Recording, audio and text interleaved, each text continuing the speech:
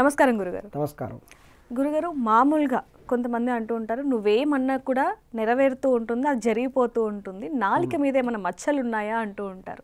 అంటే నాలిక మీద మచ్చలుంటే వాళ్ళు అన్నవి జరిగిపోతాయి అనే దాంట్లో ఎంతవరకు వాస్తవం ఉంది అంటారు? ఇందులో వాస్తవం ఉందండి. నాలుక మీద కనుక పుట్టుమచ్చ ఉంటే అన్నమాట అనేది జరుగుతుంది. కానీ ఇది అందరికీ శాస్త్రం ఏం చెప్తుంది అంటారు? శాస్త్ర ప్రకారం ఉంది. మన శరీరంలో కూడా కొన్ని ప్రాంతాలలో పుట్టుమచ్చలు ఉంటే వాళ్ళకి కొన్ని రకాలైనటువంటివి జరుగుతుంటాయి.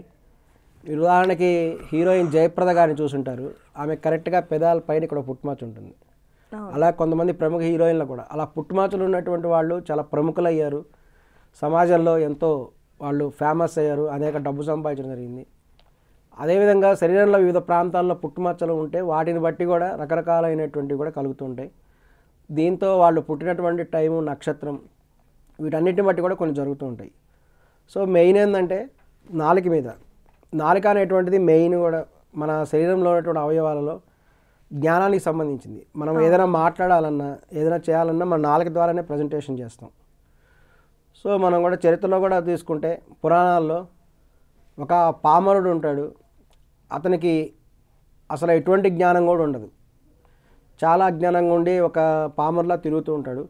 ఒక సందర్భంలో అతనికి అమ్మవారి దగ్గరతో ఇంటరాక్ట్ అవుతాడు. కాళిదాస్ అనేది నేను క్లుప్తంగా చెప్తున్నాను. ఇప్పుడు కాళిదాస్ అమ్మవారు ఆమెకు నమస్కరించుకోవడం వల్ల ఆమె అతని నాలుక మీద రాస్తుంది బీజాక్షరం. రాసినప్పటి నుంచి కూడా అతను గొప్ప పండితుడు అవుతాడు. ఈ విధంగా నాలుక మీద కూడా రాయటం కానీ ఈ విధంగా ఇప్పుడు కూడా చూడండి, బాసరలో కూడా చేసినప్పుడు కార్యక్రమం చేసినప్పుడు నాలుక మీద రాస్తారు. రాసినప్పుడు వాళ్ళు చాలా చక్కగా కూడా మాట్లాడడం జరుగుతుంది. తర్వాత కూడా చదువు బాగా వస్తుందని అంటారు. అదేవిధంగా పుట్టుమచ్చ కొంతమందికి ఉంటుంది. నాలుక మీద పుట్టుమచ్చ ఉండే వాళ్ళు చాలా చాలా చాలా తక్కువ ఉంటారు. వాళ్ళకి కొన్ని అదృష్ట నక్షత్రం కూడా కలిసినట్టయితే వాళ్ళు ఏదంటే అది జరుగుతుంది. ఇందులో చాలా వాస్తవం కూడా ఉంది.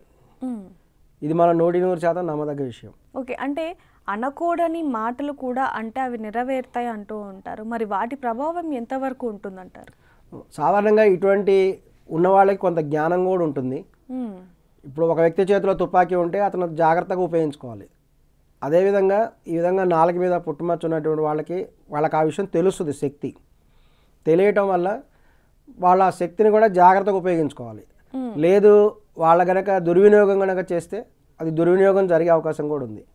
వాళ్ళ శక్తిని ఉపయోగించుకొని మరో రకంగా దుర్మార్గానికో లేక అనైతిక కార్యక్రమాలకు ఉపయోగించుకొని చెడుకు ఉపయోగిస్తే చెడు పరిణామాలు జరిగే అవకాశం కూడా ఉంది. దాన్ని కూడా సరైన విధంగా మళ్ళీ సరి చేసుకోవాలి ఆ బాధలు పడ్డవాళ్ళు. సో ఆ విషయం కూడా గమనిస్తూ ఉండాలి. ఒకవేళ నాలుక మీద ఎవరికైనా పుట్టుమచ్చ ఉండి కనిపిస్తే మటుకు వాళ్ళ పట్ల కూడా జాగ్రత్తగా ఉండాల్సిన అవసరం ఉంది. అంటే వారితో శత్రుత్వం కూడా ఎక్కువగా పెట్టుకోవద్దు అంటూ ఉంటారు. దీని కారణంగానే అంటారు? దాని కారణంగానే అంటారండి. కొంతమంది అంటే జరుగుతుంది. అలా కొన్ని సమయాల్లో కూడా ప్రత్యేక సమయాల్లో కూడా సాయంత్రం పూట ప్రత్యేకించి సంధ్యా సమయంలో వాళ్ళు పైన తదాస్తు దేవతలు తిరుగుతూ ఉంటారు. ఆ సమయంలో ఏ మాట అంటే నాలుగు మీద పుట్టుమచ్చ లేకపోయినా సరే ఏదైనా మాట అంటే తదాస్తు వాళ్ళలాగా బయట పైన తిరుగుతూ ఉంటారు. ఆ సమయంలో వాళ్ళు తదాస్తు అని ఎవరినైతే అంటారో వాళ్ళ చేతి కింద ఎవరైతే ఉండి మాట మాడారో అది జరుగుతుంది. అందుకే పెద్దవాళ్ళు ఏం చెప్తారంటే వీలైనంత వరకు శుభం పలకండి అంటారు. వీలైనంత శుభం పలకండి, అశుభం పలకద్దని చెప్తుంటారు పెద్దవాళ్ళు. కానీ కొంతమంది అశుభం పలుకుతూనే ఉంటారు. తదాస్తు దేవతల వల్ల జరుగుతూనే ఉంటాయి. సో నాలుగు మీద పుట్టుమచ్చ ఉన్న వాళ్ళతో కూడా జాగ్రత్తగా ఉండాలి. అలాగే వాళ్ళు కూడా తాము చెప్తే జరుగుతుంది కాబట్టి వాళ్ళ ఉన్నటువంటి శక్తిని కూడా సద్వినియోగం చేసుకునే విధంగా వాళ్ళు ప్రయత్నం చేయాలి. మనం కనుక అటువంటి వాళ్ళతో శత్రుత్వం పెట్టుకోకూడదు. పెట్టుకుంటే ప్రమాదం జరిగే అవకాశం ఖచ్చితంగా ఉంది. ఖచ్చితంగా మీరు చెప్పినట్టుగా నాలుక మీద మచ్చ ఉన్న వాళ్ళు మాత్రం జాగ్రత్తగా ఉండాలి. ముఖ్యంగా వారితో స్నేహం చేసే వాళ్ళు కూడా జాగ్రత్తగా ఉండాలి అంటారు. థ్యాంక్ యూ అండి. Thank you so much. For more videos like this, subscribe Big TV channel.